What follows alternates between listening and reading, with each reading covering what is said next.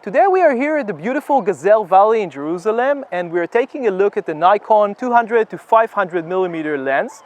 This is the fourth telephoto zoom lens that we are reviewing here on LensVid. Previously we have reviewed the Sigma 150 to 500 millimeter lens, the Nikon 80 to 400 millimeter lens, and late last year we reviewed the Tamron 150 to 600 millimeter lens. So it will be very interesting to compare our notes from all the other reviews to this lens. So let's start by taking a look at this lens, its build and its functionality. We just jumped back into our lab to take a closer look at the 200 to 500 millimeter Nikon lens. We are shooting this segment using our overhead camera. You've seen this on our previous video where we shown you how to build it. Now the lens itself is very well built. It's made mostly out of metal with some plastic. It might not be as well made as the Nikon 80 to 400 millimeter lens that we have reviewed here last year, but still very well made in general. Now in terms of the lens itself, as you can see, it's pretty big. Now let's compare it, for example, to the Nikon 70 to 300 millimeter lens. As you can see, it's much larger and thicker. Now in terms of the length, the general length, we're talking about 267 millimeter, but when you open it, let's put this aside for a second, it extends, and actually quite considerably. So this is the lens when it extends, and we're talking about 350 millimeter. So if you compare it again to the 70 to 300 millimeter Nikon lens, you can see that it's still much larger lens. So it's pretty huge. Now it's also pretty heavy. We're talking about a lens which is 2.3 kilograms in weight. So this is quite a heavy lens. It's actually heavier than any other comparable lens that is currently on the market, maybe except for the Sigma Sports 150 to 600 millimeter lens, which is closer, I think, to 3 kilograms. So it's much heavier than this one, but all the other lenses are below 2 kilograms. This is more, and you can actually feel that. Now in terms of the front element, it's also a very thick lens with a very large front element. We're talking about 95 millimeter filter, and you can see the cap here, very big. So this is not a small lens by any means. Now in terms of internal or optical construction, we're talking about 19 elements in 12 groups. It includes 3 ED elements, if you're interested in that. Now the focusing distance of this lens is 2.2 meters, or about 7.2 feet. Now this is more than the 80 to 400 millimeter lens, but it's slightly below the 150 to 600 millimeter Tamron lens, so somewhere in the middle. In terms of magnification, we're talking about 1 to 4.5. Not terribly bad, but definitely not a macro lens. We'll talk about macro capability in the field later on in this video. Now let's talk about the switches that we have here. We have 4 here plus another one here. So the top one is the focus. We have manual and manual override. So this is the first switch. The switches are very nice, just like more or less any other Nikon lens. Then we have the limiter, so we have either the full range of the lens, or a 6 meter to infinity. So in case that you know that you're going to shoot targets which are more than 6 meters, you can change the switch to this state and then shoot. For example, if you're shooting birds which are further away, you can use this, and we have done that, and it improves the focusing speed, I think, quite considerably. But in many situations you're not sure what exactly you're going to shoot. At least us, when we're in the field, we didn't know exactly what we will run into, so for most of the time we just left it on full. Now here is the VR, the vibration reduction or image stabilization, if you like.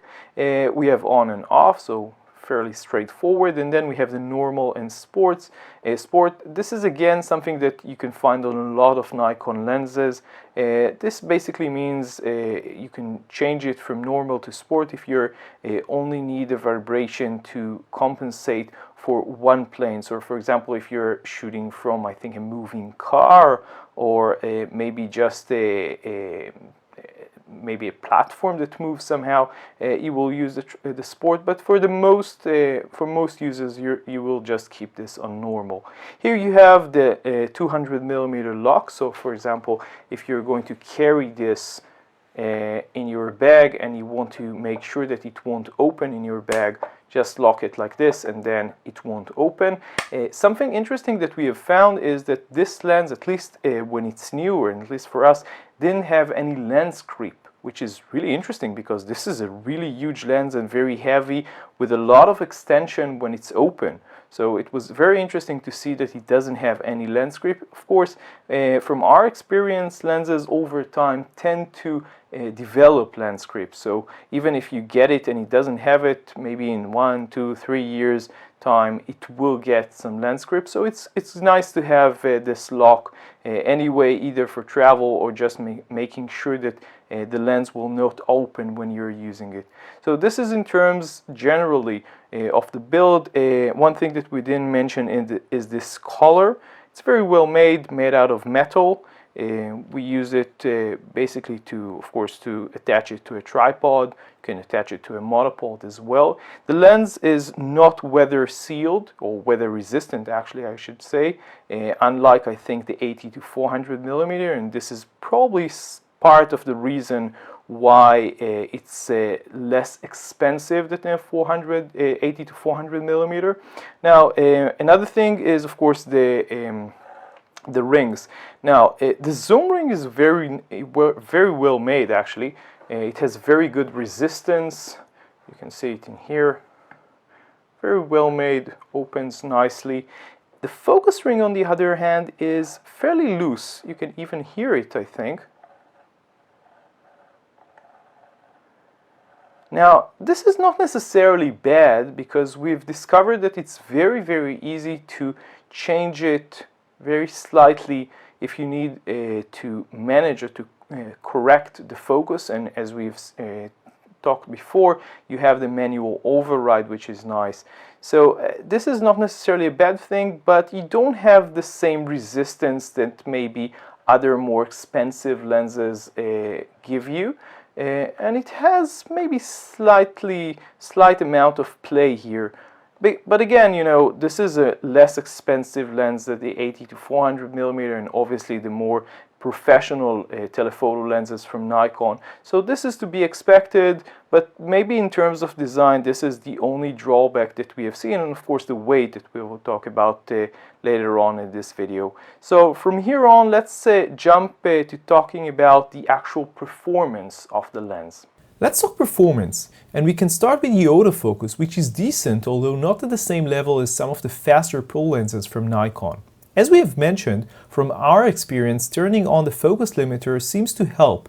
So if you know that your subject is over 6 meters or about 18 feet, turn it on. Focusing speed is of course dependent upon the camera as well as the lens. We use the Nikon D7200, but it will be very interesting to try this lens with the Nikon D500 and see how it performs. Let's move on to the image stabilization, or as Nikon likes to call it, vibration reduction. On the 200 to 500mm lens, Nikon implemented a 4.5 stop VR mechanism, which we discovered to be very effective. Long telephoto lenses are not meant to be used at very slow shutter speeds, so we didn't test it in this way. However, since the lens is heavy, our hands got tired and shaky very quickly, but we still got a decent hit rate, which we think is a testament to the quality of the VR. Compared to the Tamron 150 to 600mm lens, which has an annoying jump in the viewfinder when the VR kicks in, the 200 to 500mm Nikon is far superior, with no jump in the viewfinder and much better overall performance. Now we can move on to what most of you were probably waiting for, image quality. Let's start with sharpness. You can see a comparison we did with the closest lens that we had available at the time of this review, the Nikon 70 to 300mm lens. Both cover the 2 to 300mm range and do this at f5.6, so it was kind of interesting to see how they fare against one another. Again, both on the Nikon D7200. You can see from this image taken using a tripod and a timer at 300mm, which is the maximum for the 70 to 300mm, and at f11, that the Nikon 200 to 500mm lens is significantly sharper. Just look at the text. Of course, the Nikon 200 to 500mm lens can go much further than that, and at 500mm and at f11, the optimal aperture for this lens, you get a very sharp close-up. This is a 100% crop, and you can see just how sharp it really is. If you try to take the same image wide open at f5.6, you will quickly realize that this is simply not as sharp, which is probably another thing which separates it from the Nikon 80 to 400mm lens. On the D7200, we didn't notice any vignetting, even wide open, but this is hardly a fair test. You can see a few examples shot with different apertures with the lens, again very minimal darkening of the corners, which is usually less of an issue with what you shoot with long telephoto lenses, at least in our opinion anyway. Another thing that wasn't exactly fair, but also not really our fault, has to do with flare. We actually did encounter quite a bit of flare in some of our shots, especially against bright sunlight. But we suspect that this is because we didn't get a hood with the lens. The importer probably forgot, and we only found out after we took it from him. At any rate, this lens does come with a hood, and we are pretty certain that with it we would be looking at a very different flare results. Finally, we didn't encounter any chromatic aberration or significant barrel distortion for this matter with the lens. So let's try and conclude our experience with the Nikon 200 to 500mm lens. On the screen you can see some examples of unprocessed images and later on some quick videos that we have shot with the lens on the Nikon D7200, including a couple of close-up images. Again, this is not a macro lens, but you can get some decent close-up with it if you're in a pinch. Generally speaking, this lens is Nikon's answer to Tamron and Sigma's 150 to 600mm lenses. The optical design basically sacrifices some of the focal range, 50mm on the wide angle and 100mm on the tele, in order to get a slightly faster aperture of 5.6 versus f6.3.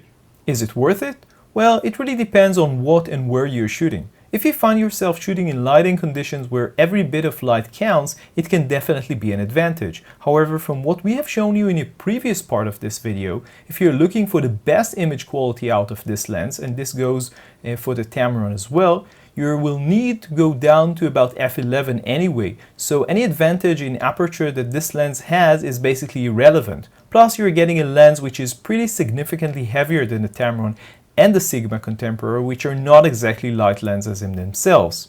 In our view, weight is really the biggest drawback of this lens. What we are really looking for, our dream lens if you like, as we mentioned a couple of times in previous videos, is actually a 500mm f5.6 prime lens with the same PF technology that Nikon implemented on its 300mm f4 lens, which should make this lens under 1.5 kilograms or just about under 3.3 pounds for not much more than this lens cost.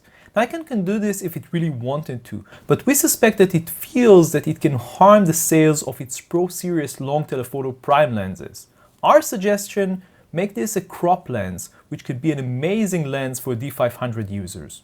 Going back from Dreamland and back into this review, apart from the weight issue and maybe the low friction focus ring of the 200 to 500mm lens, this is a pretty solid attempt by Nikon. The VR is great, the build quality is very good, although you don't get weather sealing. Focusing is decent, although we would not call it fast, but you can improve it by using the limiter. Finally, the image quality when stopped down to f11 is certainly good, but undoubtedly, wide open, it's definitely not in the same league as the 80 to 400mm Nikon lens.